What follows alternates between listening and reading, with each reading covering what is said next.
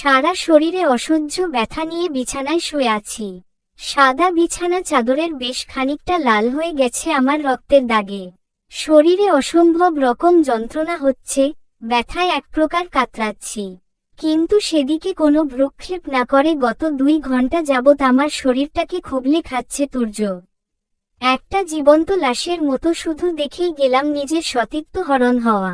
আমি হীর, অনার্স প্রথম বর্ষের শিক্ষার্থী। সদ্য 18 বছরে পা রেখেছিলাম, দুচোখ ভরে স্বপ্ন সাজিয়েছিলাম। এক নিমিষেই আজ সব শেষ হয়ে গেল। কিছুই করার ছিল না আমার, কি করতাম? তুর্য যেমন লম্বা তেমনি সুঠাম দেহি, তার সামনে আমি একটা মাছির মতো। ঠিকই তার শক্তির কাছে পেরে উঠতে পারলাম না, শেষ মুহূর্ত পর্যন্ত ধস্তাধস্তি করেও শেষ রক্ষা আর হলো না। দুচোখ দিয়ে অঝোর ধারায় পানি পড়ছে, ভীষণ কষ্ট হচ্ছে। আর সহ্য করতে পারছি না, কিন্তু তুর্যর সেদিকে কোনো খেয়ালই নেই। চোখে ঝাপসা দেখছি, মনে হচ্ছে জ্ঞান হারাচ্ছি। হ্যাঁ, সেটাই ভালো, এই অসহ্য যন্ত্রণা আর নিতে পারছি না আমি। বেশ কিছুক্ষণ পর ঘুম ভাঙতেই বুকের উপর ভারী কিছু অনুভব করলাম। মাথাটা উঁচু করে তাকাতেই দেখি তুর্য আমার বুকে মাথা রেখে আমার উপরই ঘুমিয়ে আছে। রাগে আমার গা জ্বলে যাচ্ছে। বেটা কত বড় খচ্চর আমার উপর শুয়ে আছে। ইচ্ছে হচ্ছে লাথি মেরে নিচে ফেলে দেই, কিন্তু শরীরে এক বিন্দু শক্তিও অবশেষ নাই। বহু কষ্টে তুর্যকে নিজের উপর থেকে সরিয়ে কোনো রকম উঠে বসলাম। যেই শাড়িটা পরে আজকে বাড়ি থেকে বেরিয়েছিলাম সেই শাড়িটা 2 টুকরো হয়ে নিচে পড়ে আছে। শাড়ি আর ছেঁড়া ব্লাউজটা দেখেই চোখ ভিজে গেল আমার। তুর্যর গায়ে থেকে চাদরটা টেনে নিয়ে কোনোরকম শরীরে পেঁচিয়ে নিলাম। হাঁটতে ভীষণ কষ্ট হচ্ছে, মনে হচ্ছে শরীর টুকরো টুকরো হয়ে বিছিয়ে পড়বে এখনই। কোনো মতে ওয়াশরুমে ঢুকে আয়নার সামনে দাঁড়িয়ে চাদরটা সরাতেই আটকে উঠলাম।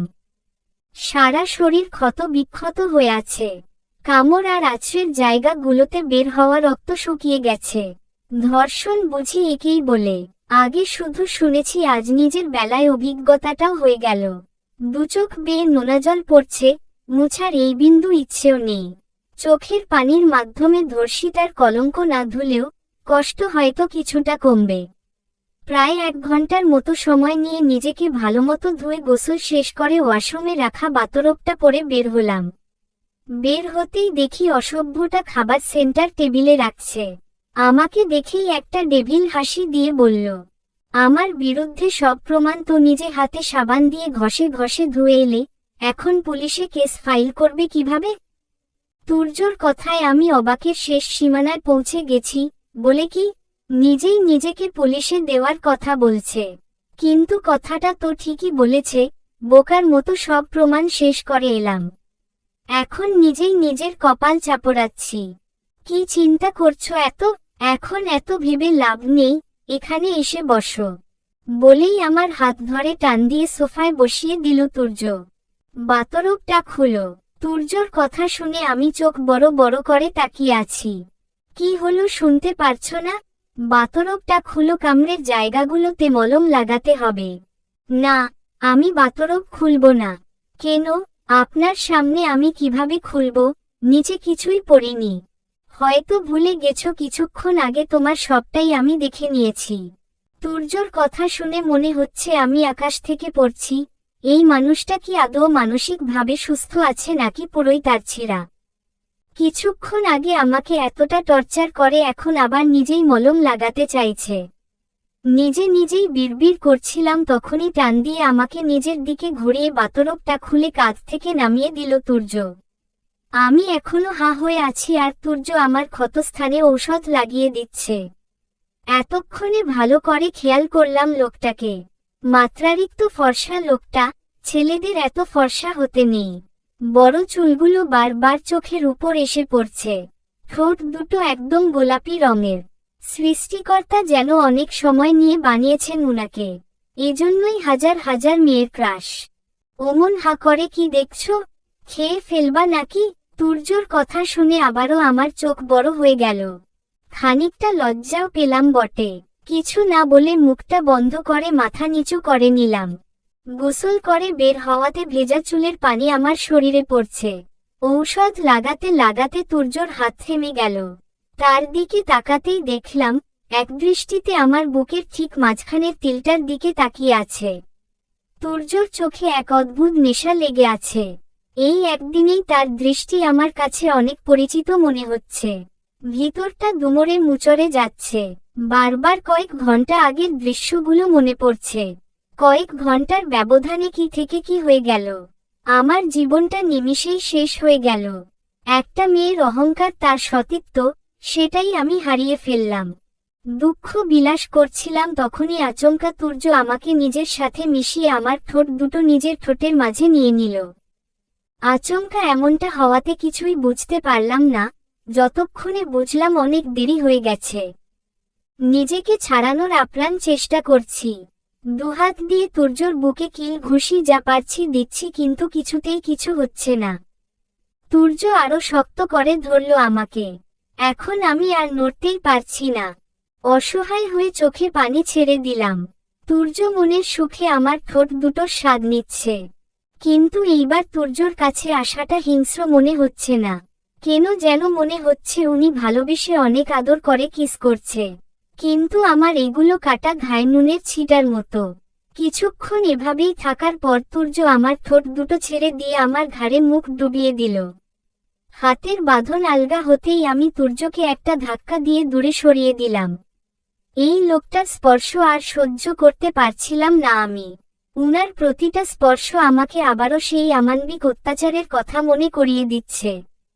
তুর্য আহত দৃষ্টিতে কিছুক্ষণ তাকিয়ে রইল আমার দিকে। এই চাহনিতে না জানি কত কষ্ট লুকিয়ে আছে। তুর্যর চোখের দিকে তাকিয়ে থাকা আর সম্ভব হলো না। কেন জানি না বুকে চিনচিনে ব্যথা অনুভব হচ্ছে। তুর্য নিজের চোখ নামিয়ে নিল। খাবার মাখিয়ে আমার মুখের সামনে ধরল তুর্য। মুখ খুলো, খাবার খেয়ে পেইন কিলার খেতে হবে। তুর্যর কথায় আবারও অবাক না হয়ে পারলাম না। উনি কেমন মানুষ এই ধারণাটাই হচ্ছে না আমার। এত কেয়ার করছে আমার যে বিশ্বাসই হচ্ছে না কিছুক্ষণ আগে এই লোকটাই আমাকে তুলে এনে জোরপূর্বক আমার সাথে শারীরিক সম্পর্ক করেছে। এক কথায় যাকে বলে ধর্ষণ করেছে। আমি মুখ না খোলাতে তুর্য জোর করে খাবার মুখে ঢুকিয়ে দিল। সরি, জোর করে খাবার ঢুকানোর জন্য। কিন্তু তোমাকে পেইন কিলারটা খাওয়ানো প্রয়োজন, না হলে শরীরে ব্যথা করবে। শরীরের ব্যথাটাই বুঝি চোখে পড়ল? আমার জীবনে যে ঝড় নিয়ে এলেন সেটা? তুর্য আহমেদ চৌধুরীর সাথে একটা রাত কাটানোর জন্য মেয়েরা লাইন লাগিয়ে বসে থাকে, নিজে থেকে ধরা দেয়। আর সেই তুর্য আহমেদ চৌধুরী নিজে তোমাকে আপন করে নিয়েছে। তোমার তো নিজেকে নিয়ে প্রাউড ফিল করা উচিত। আপনি যেমন আপনার কাছে ধরাও দেয় তেমন মেয়েরাই, কিন্তু আমি ওসব মেয়েদের মতো নই। আমি কেমন, মানে এই বললে আমি যেমন তেমন মেয়েরাই আমার কাছে আসে। তো আমি কেমন একটু বলো। আপনি একটা চরিত্রহীন লোক। আপনি একটা মেয়েকে জোরপূর্বক তুলে এনে ধরে। আর কথা বের হলো না মুখ দিয়ে, কষ্টগুলো দলা পাকিয়ে গলায় এসে আটকে গেছে। আমি চরিত্রহীন আর তুমি কি ধোয়া তুলসী পাতা? তোমার আসল রূপটা আর কেউ না জানলেও আমি জানি। আর তোমার কি মনে হয় আমি তোমাকে ধর্ষণ করেছি? তুমি তো সবকিছু জেনেও কিছুই জানো না। আমার প্রতিটি স্পর্শ বৈধ ছিল। তোমাকে অবৈধভাবে আমি স্পর্শও করব ভাবলে কি করে? তুর্যর এই কথার প্রেক্ষিতে কি উত্তর দেওয়া যায় আমার জানা নেই। উনি আমার সম্পর্কে এত বাজে মন্তব্য করছেন, কিন্তু উনি তো আমাকে চিনেন না, তাহলে কেন এসব কথা বললেন? তুর্য আমাকে খাইয়ে পেইন কিলার খাইয়ে দিলেন। সোফায় মাথা নিচু করে বসে আছি। তুর্য আলমারি থেকে টি শার্ট বের করছেন। এতক্ষণ শুধু একটা ছাই রঙের ট্রাউজার পরা ছিলেন। তুর্যর জিম করা বডি, তার ওপর থেকে ফর্সা শরীর, যে কোনো মেয়েকে পাগল করার জন্য যথেষ্ট। কিন্তু এত সৌন্দর্য দিয়ে কি হবে যেখানে চরিত্রই ঠিক নেই? একটা মেয়ের এত বড় সম্মানহানি করার আগে একবারও চিন্তা করল না। তোমার এখন বাসায় যেতে হবে, নাকি আমার মোহে পড়ে গেছো? কিভাবে যাব? শাড়ি ব্লাউজ তো আপনি ছিঁড়ে ফেলেছেন। বাতরব পরে বাসায় কিভাবে যাব? বাতরব পরে যেতে হবে না, এই শাড়িটা পরে নাও। যা যা লাগবে সবই এখানে আছে। আপনি বাইরে যান। কেন? বারে আপনার সামনে শাড়ি পরব নাকি আমি? তোমার আর কিছু বাকি নেই যা আমি দেখিনি, তাই আমার সামনে তোমার লজ্জা না পেলেও চলবে। গা ঝালানো কথা বন্ধ করবেন আপনি। লজ্জা নাই আপনার, তাই না? গেট রেডি ফাস্ট অর্ডার দিয়ে তুর্য রুম থেকে বেরিয়ে গেল। শাড়িটা হাতে নিয়ে রুমটা একটু পর্যবেক্ষণ করলাম।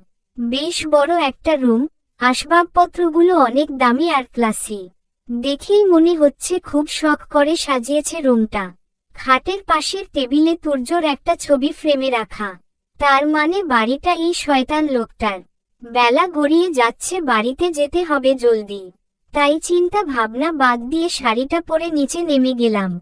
নিচে নামতেই আমি আরো আশ্চর্য হলাম। চলবে।